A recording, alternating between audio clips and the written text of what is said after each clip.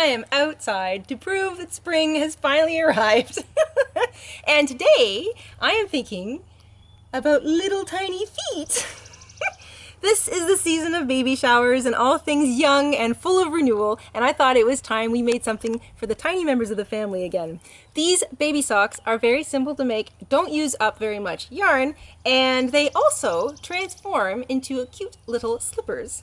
So, if you're looking for a nice simple baby booty pattern, then this is it. And you don't have to stop here. You can decorate them with little bows or little rosettes. You can make them plain and put little frilly things on them. This is a great, simple, little booty sock pattern, and we are going to make that today. So without further ado, let's head on over to the craft table and get stitching.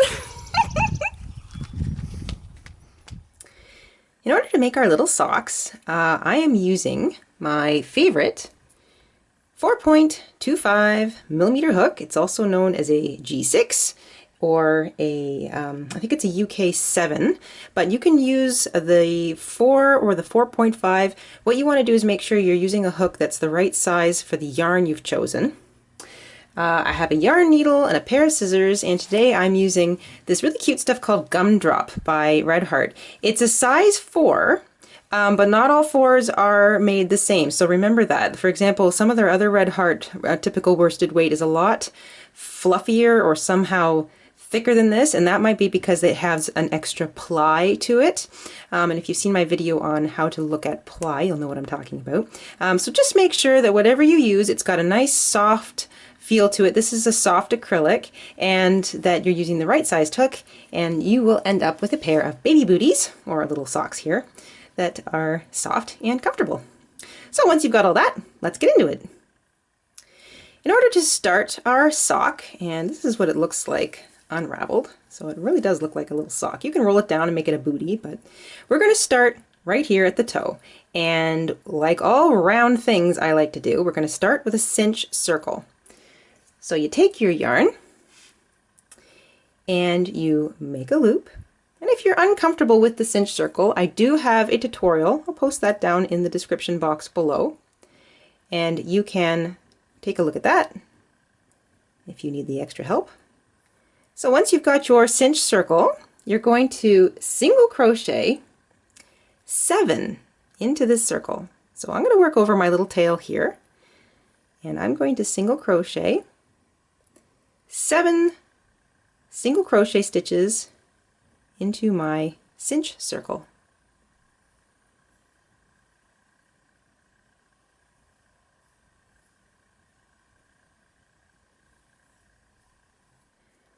Once you've single crocheted 7 stitches into your cinch circle, take a hold of that little string, give it a nice tight tug, and that cinches your circle shut.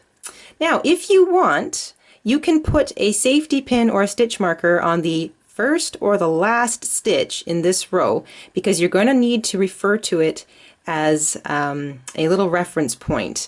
And if you can't always see that little bump that's created when you close your circle and start working into the next stitch, you might want to pause and just put a little safety pin on either this stitch or this stitch, the front of it, just so you can always see it and it doesn't interfere with the rest of your crochet.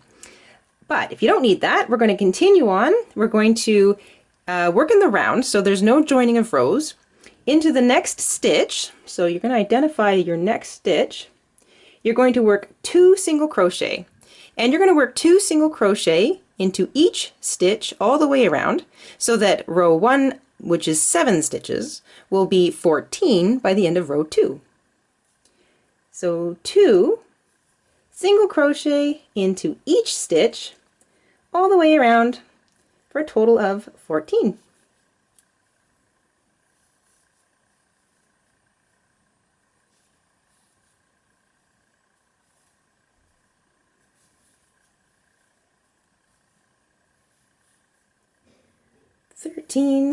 And 14.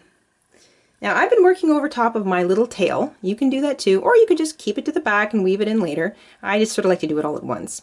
So there's row 1. Row 1 was 7 stitches. Row 2 is 14 because we put 2 single crochet into each stitch all the way around. We are still expanding our circle, so we are now going to work 2 single crochet into the next stitch, 1 single crochet into the stitch after that, and then 2, 1, 2, 1, 2, 1, all the way around, and at the end of row 3 you will have a total of 21.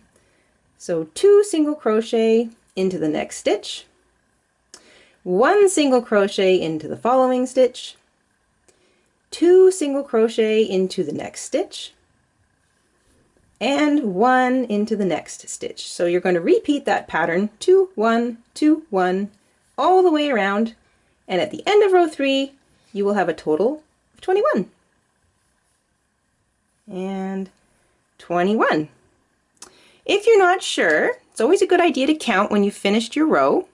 So I would pull up on my loop, take my hook out of the way so I can see what I'm doing, and I'm going to start with the stitch right next to the one that I just finished off with, and I'm going to count all the way around. 1, 2, 3, 4, 5, 6, 7, 8, 9, 10, 11, 12, 13, 14, 15, 16, 17, 18, 19, 20, 21. Ta-dee!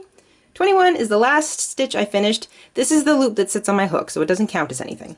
Now we're finished all of our increasing. So we're just going to do some straight single crochet for several rows now, about 11 in total. So we've done rows 1, 2, and 3, and rows 4 through 14 are just going to be single crochet.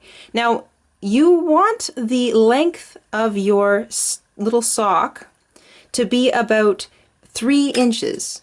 So before you start turning the heel, which we'll get to, you want this piece here, so from the end of your toe to about where you're going to finish all of your straight single crochet, you want that to be between 3 and 3.5 inches. I've chosen 14 rows in total, so by the time I get to row 14, I'm about 3 inches, just a little over 3 inches deep, and that's it for this little pair of socks.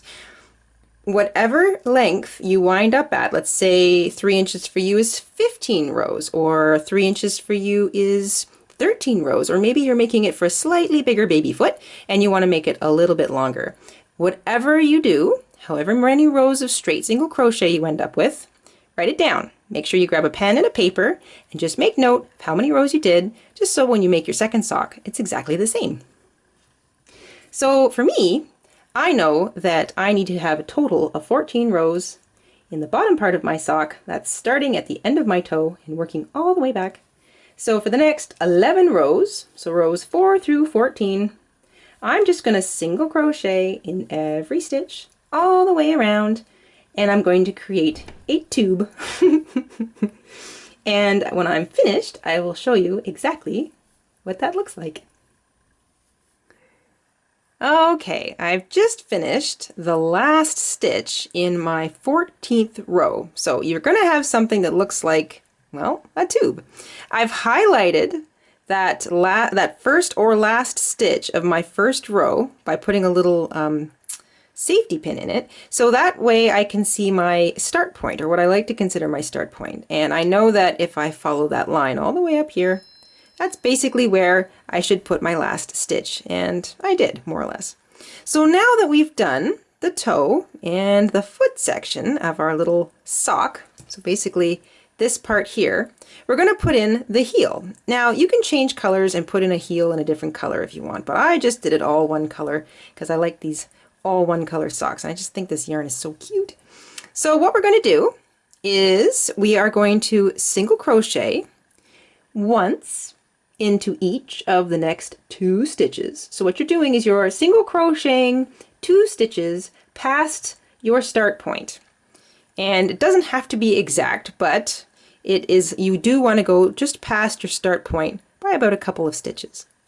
Now we're going to chain 1, turn our work, and into the first stitch we're going to single crochet, and you're going to single crochet across 5. So the first 5 stitches going back on the row you just finished, you're going to single crochet into those 5 stitches, just those 5. And once you've done that, always make sure you stop and count. 1, 2, 3, 4, 5. 5 stitches. Chain 1, turn your work, single crochet back across those 5 stitches,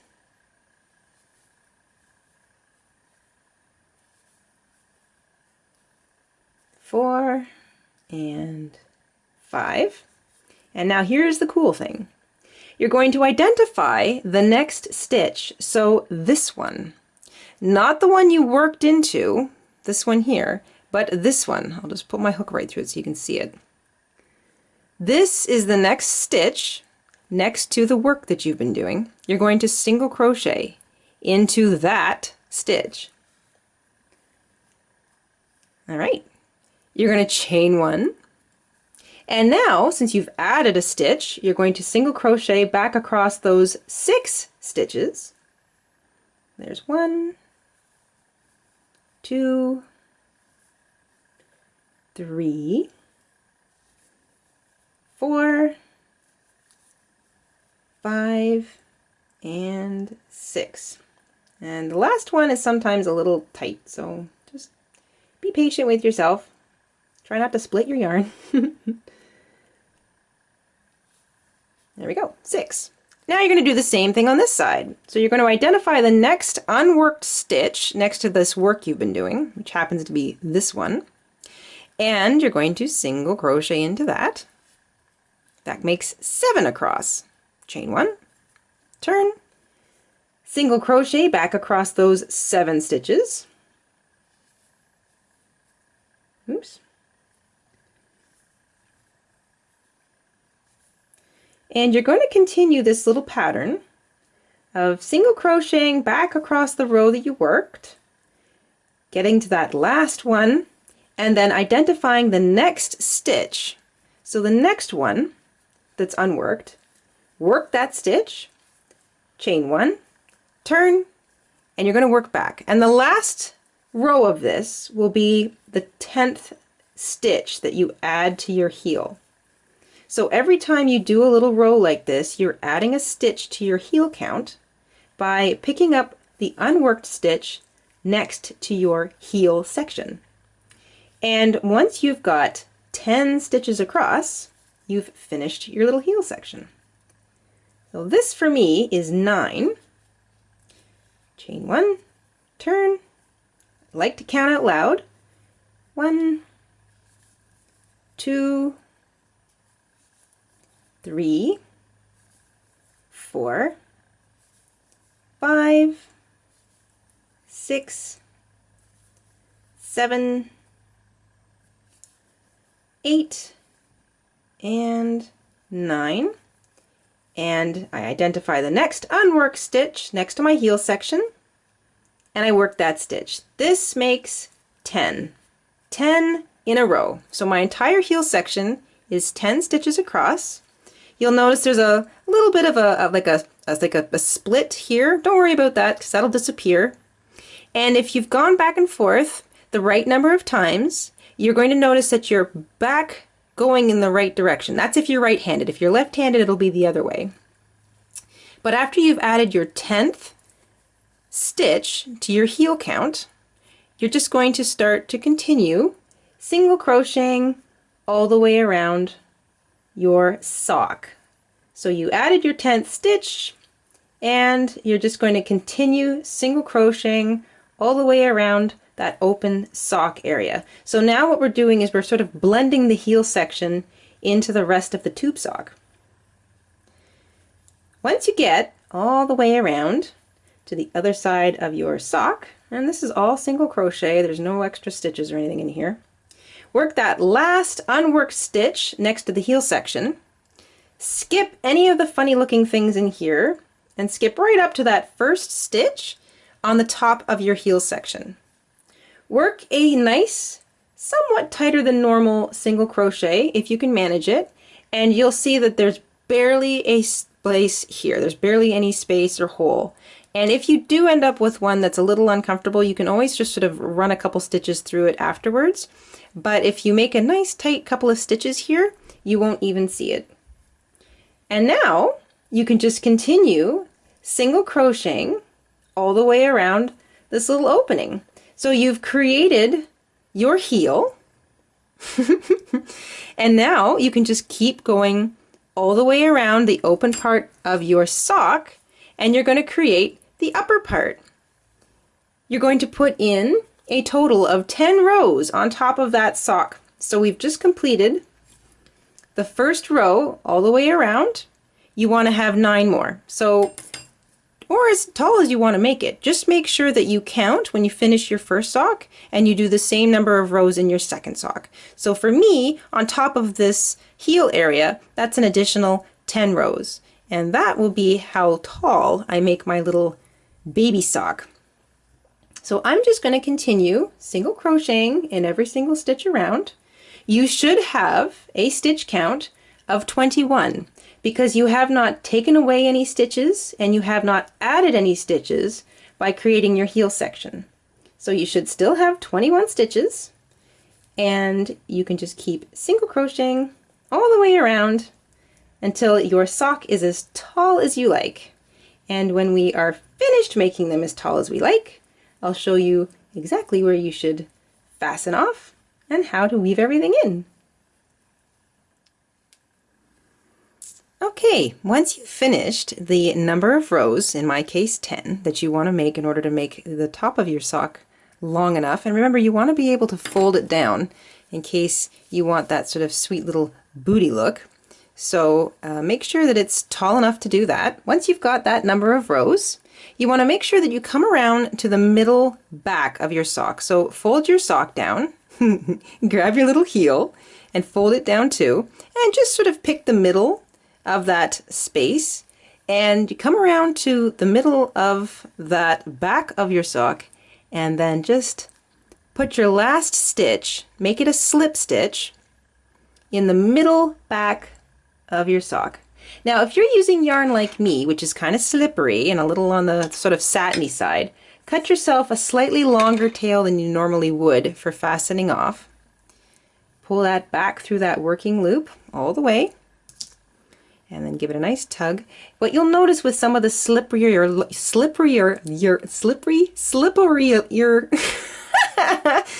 yarns that are slippery, you'll notice that sometimes the knots don't want to stay. They kind of want to just sort of undo themselves. So this is where we use a weaving back and forth method to make sure that it doesn't unwind.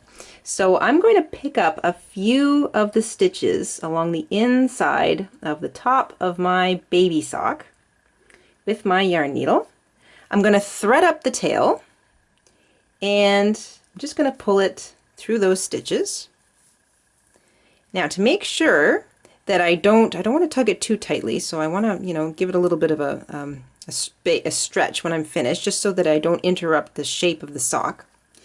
I'm going to now look at where I came out. So there's the last stitch that I came out on, and you see this is a two-part stitch because it's the back side of a stitch. So I'm going to skip the first part of this stitch.